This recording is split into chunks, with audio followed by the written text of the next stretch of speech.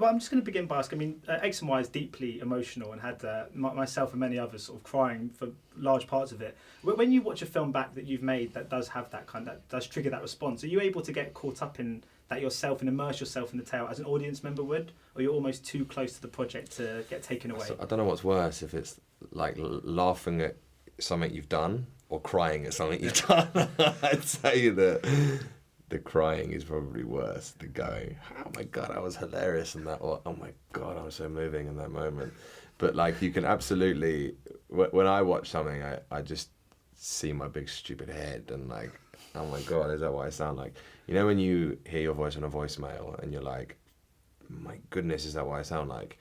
Watching yourself in a film is like that times a million.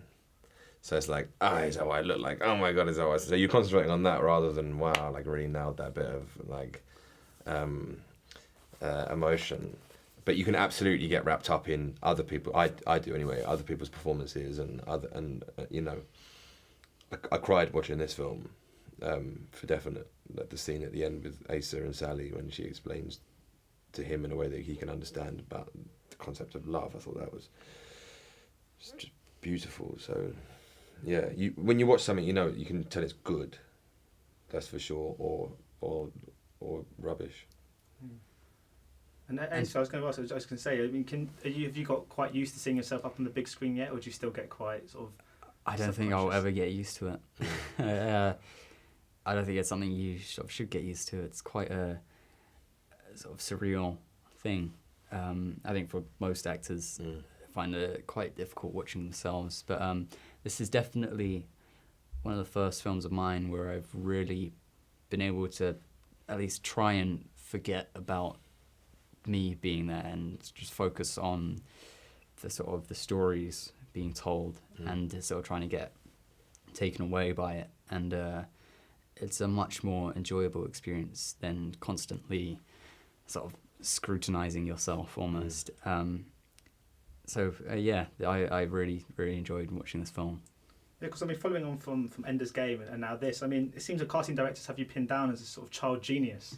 Is that a role that you quite enjoy taking on? It allows for some interesting characters, definitely.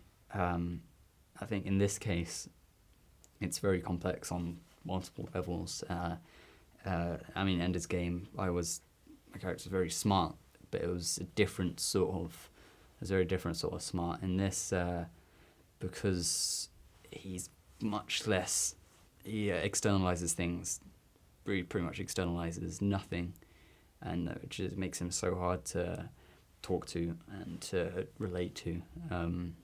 So trying to capture that, and having all the emotion and all of the thoughts going on completely inside of your own head was interesting. It was quite a challenge. I found particularly at the start of filming quite difficult to really get inside of the head of what was going on in a particular scene. But as you do it more and more, it gets more natural and easier. And Rafe, of course, you play a sort of hugely inspirational teacher to Nathan in the film. Do you have any sort of teachers, or did you have any teachers like that, any that really made a mark on you when you were sort of growing up?